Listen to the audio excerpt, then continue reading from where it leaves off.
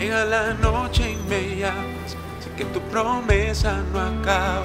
Eres el camino, la vida y verdad, con solo una palabra me sanarás. Sé que con fe se mueven montañas entre mi vida y mi casa. Por medio de tu amor sé que puedo vencer, todo es posible si puedes creer.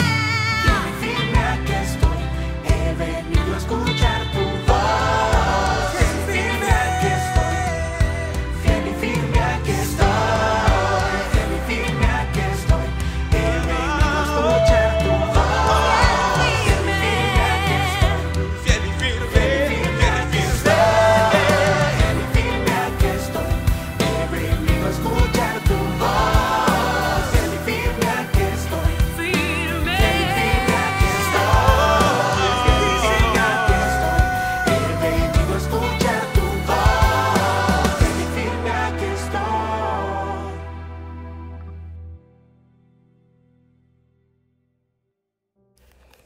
Muy buenas noches, aquí estamos cerrando semana laboral. En esta ocasión, pues muy contentos de cómo terminó nuestro programa de Irradiando en la mañana de hoy. Tal como se los prometí anoche, ahí lo tienen ustedes con un tremendo compromiso delante de Dios y delante de la escuela Elohim y delante de toda la audiencia, nuestros vasos de honra, Fernando Acevedo, Santiago Chiape y Luis Laguna, van a aprender a tocar un instrumento melódico y será algo extraordinario. Una trompeta, un saxofón, un violín, un piano, una guitarra, no lo sé, nos sorprenderán, pero esperemos que en relativamente poco tiempo, sobre todo comparado con el medio siglo que ya transcurrió, entonces tengamos unas primicias que alegren el corazón de Dios y el tuyo. Y el mío estará de fiesta. Ya hoy estoy nomás con la esperanza, estoy gozoso y agradecido con Dios y con mis hermanos. Muy bien, entonces a continuación, pues ustedes vieron que el orden se alteró un poquito y hoy tendremos a nuestro hermano Luis en este cierre, presentándonos algunas de sus reflexiones, de sus cavilaciones acerca de el rey David. Escuchamos atentamente, hermano Luis, adelante. Bueno, cordial saludo para todos los presentes, para todos los que están en esta magnífica escuela. Vamos a continuar con algunas reflexiones, algunos comentarios sobre David. Algunas diferencias o semejanzas también con Moisés y con Abraham, de los cuales ya compartimos algunas cosas. En esta ocasión vamos a mirar cómo el nacimiento, la crianza de David es muy diferente, por ejemplo, a la de Moisés, que fue en la corte, pues de una manera muy especial, corte de Faraón. No, David, por el contrario, su papá tenía 7 hijos más, y cuando fue Samuel a preguntarle por sus hijos, él se los mostró todos los 7. Pero como el testimonio para Samuel era de que ninguno de esos era el que el Señor había escogido para ungir por rey, entonces le preguntó, ¿no tiene otro? Sí, claro, queda uno que es el que está con las ovejas, digamos, el menor. Entonces vemos la diferencia tan grande, la situación de David, y por eso más adelante el Señor le dice, yo te tomé del redil, de detrás de las ovejas. Hay una gran diferencia. también es el menor, como Moisés, de entre sus hermanos. Y fue pastor. Pastor, David es pastor. Moisés también fue pastor. Abraham tuvo más ovejas que ellos, pero no registra la escritura que haya sido pastor. Él tenía sus pastores que cuidaban sus ovejas. Cuando David tuvo que salir a llevar un encargo a sus hermanos que estaban en la línea de batalla, dice la escritura que él le dejó las ovejas al cuidado de un guarda. O sea, muy precavido David, no dejó sus ovejas solas, ni siquiera las dejó con un pastor. No, él era el pastor de sus ovejas. Las dejó con un guarda, alguien que las cuidara. Y así fue, y bueno, esas son enseñanzas que nos deja David en cuanto a su oficio, en cuanto a su ministerio, en cuanto a su trabajo con relación a las ovejas. Bien, en cuanto a las promesas, pues Moisés tiene promesas, claro, Abraham tiene promesas, grandes promesas de Dios. Y David también. La promesa de David es mayor que la de Abraham y Moisés, porque la promesa de David es que de sus entrañas vendría alguien, le dice el Señor, que va a reinar, al cual el Señor le afirmará ese reino. Le dice que su trono será estable eternamente, le hace un pacto perpetuo.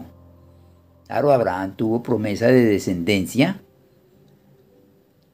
y en su simiente, y la cual vamos a ver después, pues que es la misma de la cual está hablándole el Señor a David, cuando le dice de ese descendiente, de sus entrañas que va a reinar.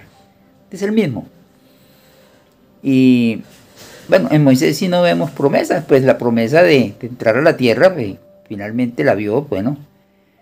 Entonces, estas son circunstancias de cada uno de ellos.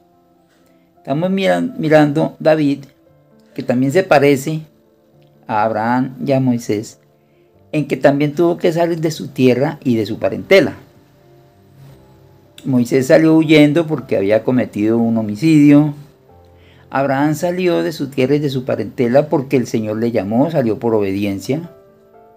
Y David tuvo que salir de su tierra y de su parentela porque el rey Saúl le perseguía para matarlo. Muchas veces intentó hacerlo, muchas veces le tiró, incluso la lanza para enclavarlo a la pared, hasta que David concluyó con que un día iba a terminar matándolo Saúl. Tuvo que huir a donde los enemigos.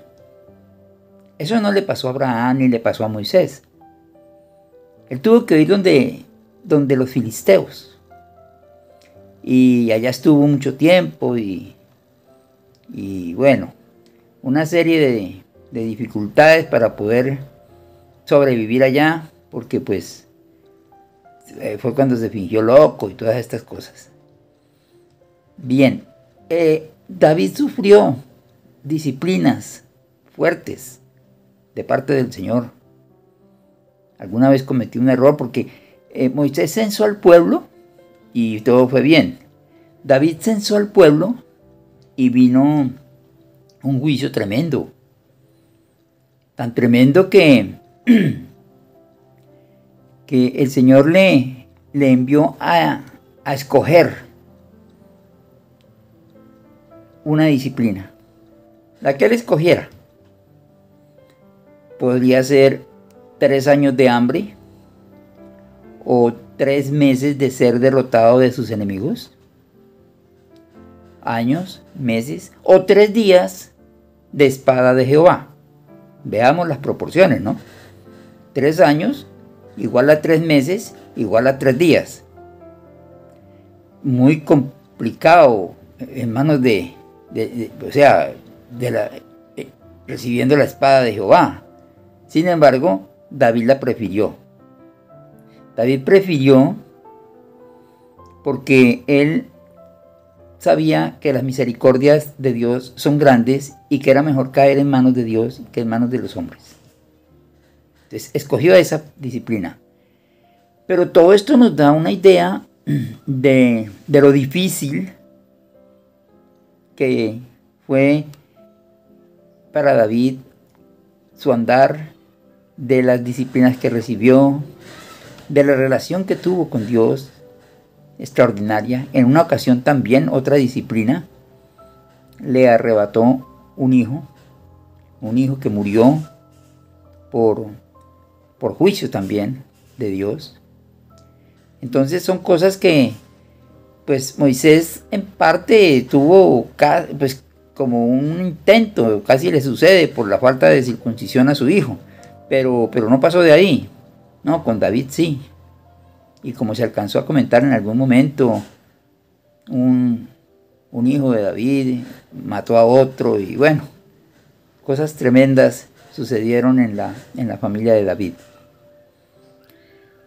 También David, como Abraham, compra una heredad, porque a raíz de esta disciplina que vino cuando él escogió los 3 días de espada, entonces iba a ofrecer ofrenda y entonces necesitaba un lugar. Y también se le ofreció, como se le ofreció a Abraham, lugar para enterrar su esposa de forma gratuita.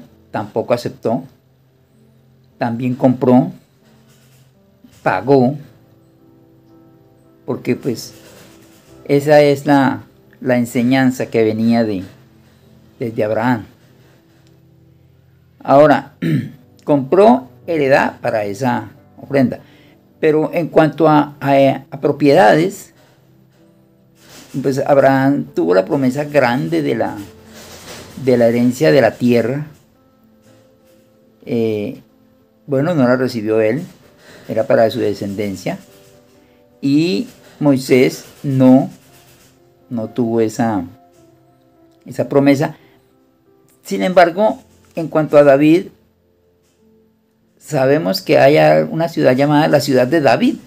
O sea, hay una ciudad que lleva su nombre, lo cual es pues muy especial, porque es un reconocimiento que se le ha hecho y bueno, en esto es diferente a Abraham y a Moisés. Con el arca que construyó Moisés, tuvo también experiencias. Moisés la vio el modelo, la construyó, la instaló en el tabernáculo. David la iba a trasladar, la iba a llevar a otro lugar mejor. Sin embargo, no observaron las ordenanzas acerca de transportar el arca. Ellos quisieron hacer algo bueno y la pusieron en un carro nuevo, y resulta que el arca parecía que se iba a caer, que estaba como amenazando un accidente. Entonces alguien, por comedido, metió la mano para trancar el arca, y el resultado es que murió instantáneamente. Ese día tuvo temor David de Jehová. Así dice. Esa fiesta en la que estaban danzando por la alegría de trasladar el arca se convirtió en luto, en tristeza, en angustia y en volver los ojos a las ordenanzas del Señor. Muchas veces sucede esto, ¿no? Que pues a través de dificultades, a través de dolores, a través de disciplinas, volvemos a la senda antigua. Pues que no debiera ser así, pero bueno, gracias a Dios hay una manera de restauración. Entonces, Esas experiencias en David, lógicamente, marcaron mucho de su carácter. Él era amador de Dios. Él sufría un revés y componía un salmo. Amaba a Dios. Tenía una victoria y componía otro salmo. En cualquier circunstancia, componía, cantaba, tocaba. Es alguien que ya se ha comentado en distintas ocasiones, varón conforme al corazón de Dios. Él tiene una esposa que es Mical, que al igual que a Moisés se la dio el suegro. El suegro le dio, el rey Saúl le dio su hija Mical por mujer. Esta Mical precisamente fue la que cuando David danzaba, ella lo miró, lo vio, y a los ojos de ella le pareció que él se estaba menospreciando, que él siendo rey estaba en una actitud pues como de desenfreno, y esto delante de las criadas. Entonces ella le reconvino después. Le dijo que no, pues que eso era el colmo, que cómo había quedado el rey pues en esa situación de irse a danzar en esa forma, desnudo, dice, delante de las criadas. O sea, no conservó para los ojos de ella, ¿no?, su dignidad o su estatus. Y David le dice que él lo hizo pues para Dios, que él ama a Dios y que él adora a Dios. Y que precisamente pues por eso es que pues Dios lo tuvo en cuenta y lo eligió, y no a la casa del padre de ella, que era Saúl. Y aquí hay una paradoja, porque Sara, la esposa de Abraham, comienza la historia estéril. Y Mical, la esposa de David, a partir de este hecho, termina su historia estéril. Es lo opuesto. Es al revés. La una comienza estéril, la otra termina estéril. Bueno, otro juicio. Otro juicio tremendo. En cuanto a que fueron salvados, y como entre comillas, pues Moisés fue salvado por su hermana, que lo echó en una arquilla, que puso atención a dónde iba la arquilla en el río, y bueno, lo ayudó a rescatar, lo que sea. David fue salvado por esta Mical en una ocasión en que lo iban a matar. Hubo una conspiración contra él, y Mical lo salvó sacándolo por una ventana. Lo descolgó por una ventana. Parecido a como le sucedió a Bolívar, el libertador de varias naciones de Sudamérica. También fue descolgado por una ventana por su mujer, por Manuelita. Precisamente el 25 de septiembre de 1928, a propósito, 150 años antes de la primera reunión de la iglesia. Bien, pero estas son otras anécdotas. David, Moisés, de Abraham, tuvieron experiencia con Dios y fuego. Hubo fuego. Moisés, pues desde la zarza, desde el principio, digamos, tuvo esta experiencia que Dios le hablara de en medio del fuego. Abraham, cuando recibe la promesa y presenta unos sacrificios de unos animales, también hay una experiencia ahí con fuego. Y David también la tiene en la era de Ornán, donde estábamos hablando que iba a presentar su ofrenda. También por fuego.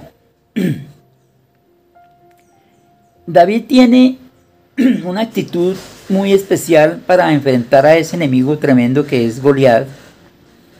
Y es que él pone de manifiesto que Goliat ha tratado mal al ejército de Dios, a los escuadrones de Israel, a Israel el oprobio. Le ha hecho oprobio porque este Goliat lleva 40 días por la mañana y por la tarde provocándolos, retándolos, y no pasa nada. Ningún soldado se atreve. Entonces David acepta esto como un reto, lo toma como un reto personal prácticamente. Porque él habla de que así como Dios lo ha librado de las manos del oso y de las manos de los leones, lo va a librar de la mano de ese filisteo incircunciso que se ha atrevido a hablar contra el santo de Israel, contra el pueblo de Israel propiamente, él va en el nombre de Jehová de los ejércitos, el Dios de los escuadrones de Israel, a quien él ha provocado. Pero hay algo muy interesante, y es que antes de hacer esto, David pregunta: ¿qué harán al hombre que venciere a este filisteo y quitaré el oprobio de Israel? O sea, él va en el nombre del Señor y por la gloria de Dios, y él quiere sacar adelante en todo caso el nombre de Dios, en reivindicar, digamos así, al pueblo en su, no sé, temor o cobardía ante este filisteo. Pero de todas maneras él pregunta: bueno, ¿y qué le van a dar al que haga eso? ¿Qué va a recibir? ¿Qué le harán? ¿Qué homenaje o qué premio? No sé. Bien, es algo muy interesante porque de todas maneras tenía la mirada puesta en el galardón. O sea, eso es legítimo. Es legítimo luchar, y es legítimo, esa lucha es legítima, va en el nombre del Señor, pero también es legítimo que piense que va a ganar. ¿Qué va a ganar el pueblo? ¿Qué va a ganar Dios? ¿Y qué va a ganar él? Bueno, se nota un poco en las palabras de su hermano mayor, Eliab. Deja traslucir algo como de carácter, como de personalidad de David, lo cual en palabras de Eliab es que conoce su soberbia y la malicia de su corazón. O sea, que él quiere decir es que como que David fue allá como a espiarlos, como a verlos acobardados. No, a él lo mandó el papá a llevarles a ellos un encargo, a llevarles a ellos una comida, que entre otras cosas él no se la dio a ellos, sino la dejó en manos del que administraba el menaje. O sea, algo también dentro de las normas. Pero este comentario de Eliab indudablemente nos deja ver cómo a sus ojos era visto David. Tanto que la escritura dice que se encendió en ira contra David. Y le dice: ¿para qué has descendido acá? Y fuera de eso, o sea, le pregunta que no tiene en cuenta que fue que le llevaron un encargo de parte del papá, ni nada, ni agradece, mucho menos agradece. Y le recrimina, como también burlándose y como también humillándole, y le dice: ¿y a quién has dejado aquellas pocas ovejas en el desierto? O sea, le dice que tiene poquitas ovejas, y que fuera de eso están en el desierto, no están en verdes pastos. O sea, le dice muchas cosas en estas frases, y deja ver muchas cosas también. Bueno, todos sabemos de las grandes batallas y grandes victorias que tuvo David. Todos son hombres de guerra. Abraham, recordamos que fue a liberar a su sobrino y a batalla y a victoria, lo que llama la escritura la derrota de los reyes. Moisés también tuvo su oportunidad en el desierto de luchar contra Sehón, Og, reyes, y también contra Amalek. Y David, pues tantas fueron las batallas y tantas fueron las guerras y tantas fueron las victorias y tantos fueron los muertos que pues precisamente por eso, aunque tenía un corazón dispuesto para edificarle casa al Señor, para establecer el arca, para que no siguiera ambulante, no pudo hacerlo porque el mismo Señor le dijo, has derramado mucha sangre, por eso fue que le dijo que su hijo lo iba a hacer, su hijo Salomón. Pero todos estos siervos y en general, pues todos los siervos de Dios y nosotros también deberemos andar en batallas, siempre en batallas, siempre. Tenemos una tierra que conquistar todos. Tenemos enemigos internos, el enemigo no está afuera, el enemigo está adentro, que hay que aniquilar, con el cual no hay que hacer pacto, no, sino aniquilarlo. Totalmente, hacerlo morir, dice la Escritura, hacerlo morir. Entonces, vemos en estos siervos ejemplo de eso, ejemplo de lucha, ejemplo de esfuerzo, y en David, pues mucho más, porque David es un modelo que está puesto para ser considerado, para ser imitado en muchas cosas, en muchísimas cosas, en la comunión con Dios. Él le preguntaba al Señor. Él no era sacerdote.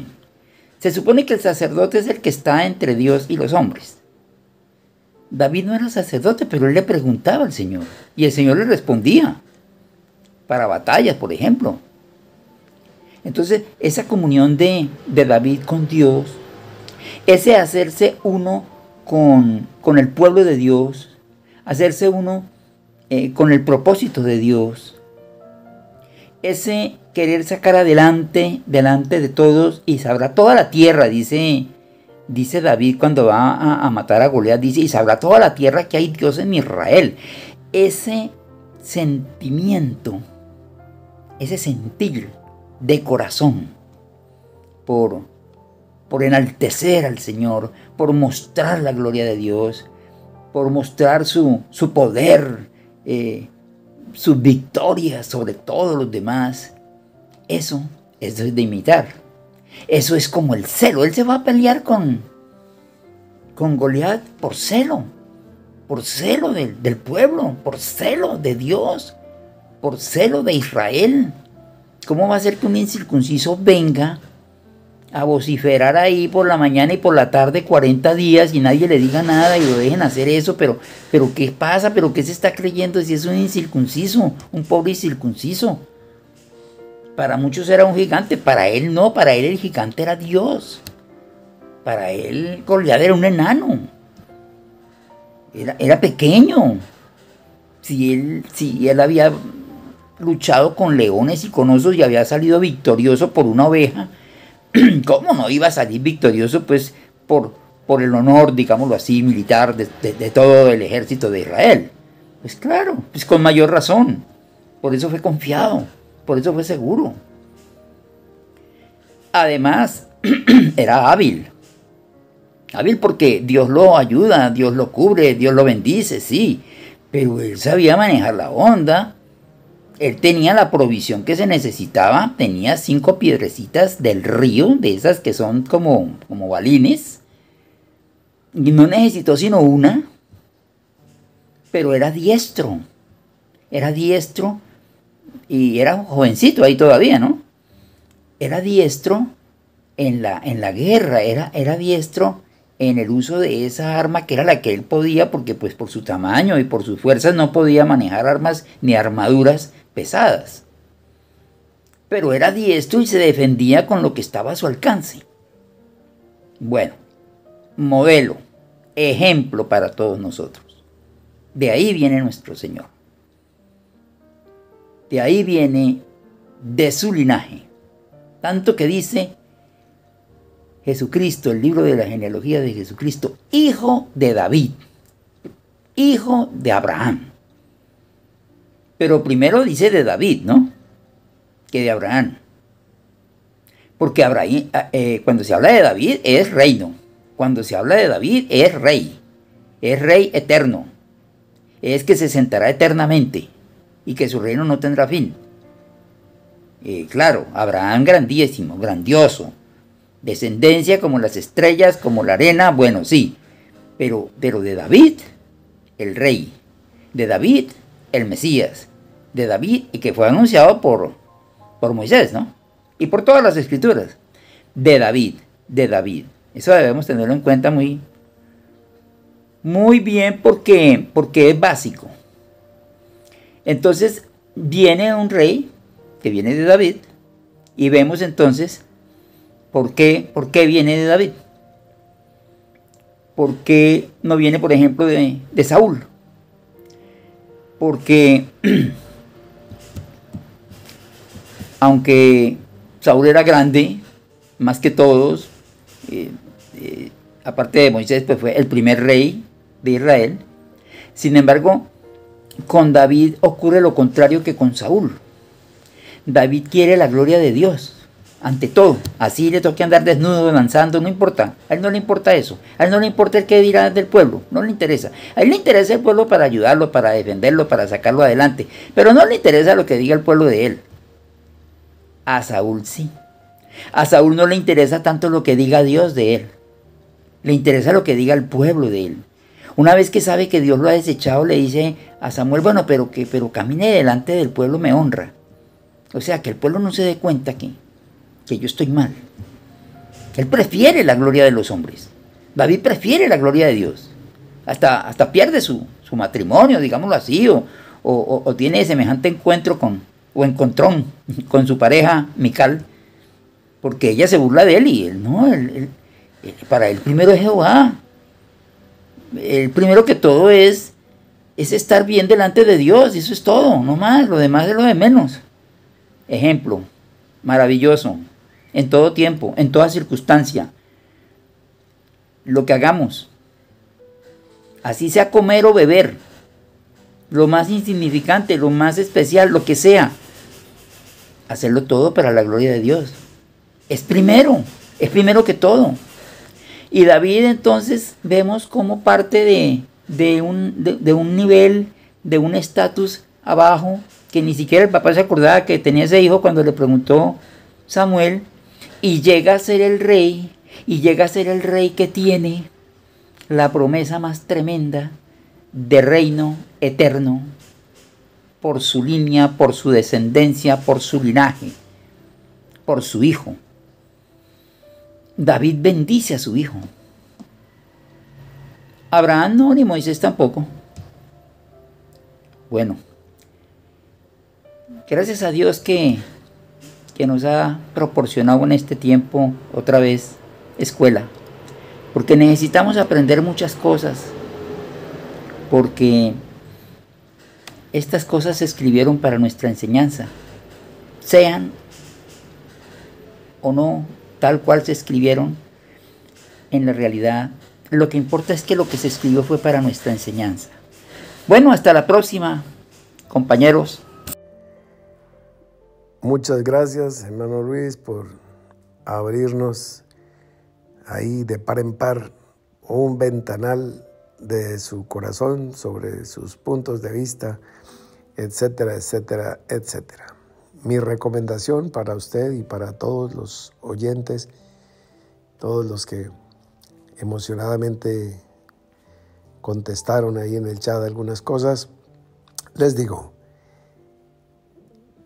todas las cosas anunciaban a alguien y todo en nuestra vida se fundamentará en ese alguien que es la roca de tu salvación, de nuestra salvación, que es la plenitud, que es el todo, que es el alfa, que es la omega,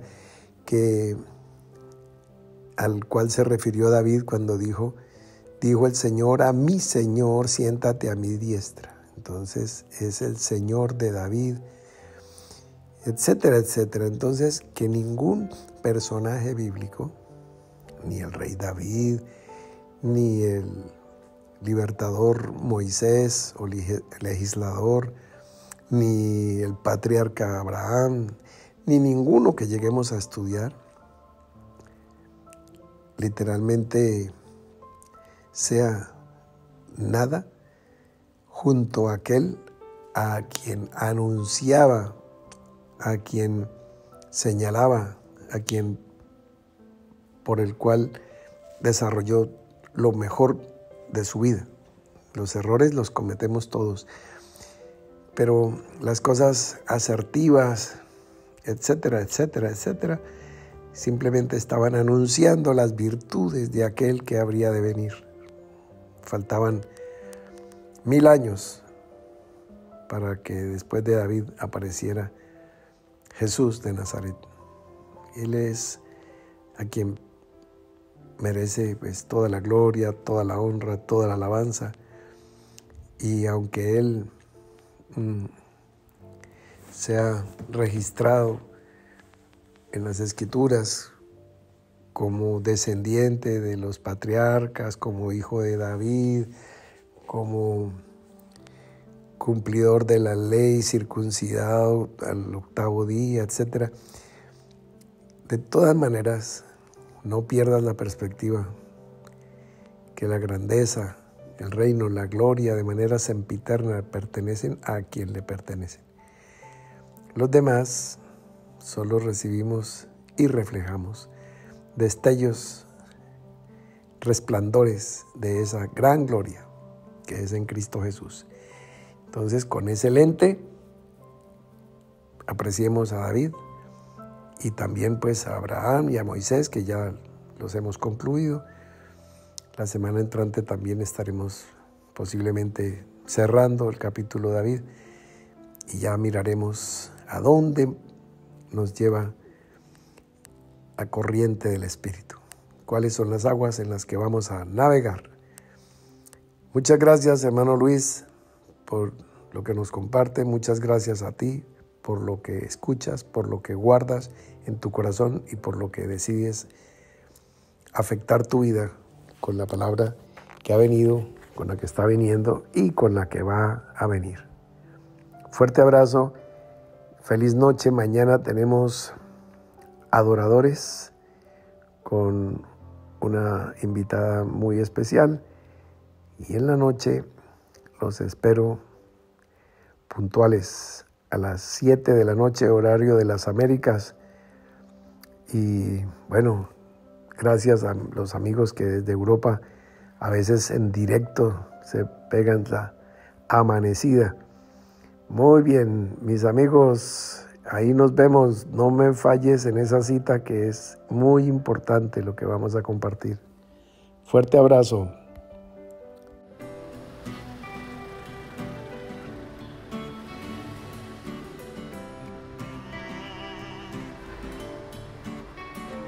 Llega la noche y me llamas, sé que tu promesa no acaba. Eres el camino, la vida y verdad, con solo una palabra me sanarás. Sé que con fe se mueven montañas entre mi vida y mi casa. Por medio de tu amor sé que puedo vencer.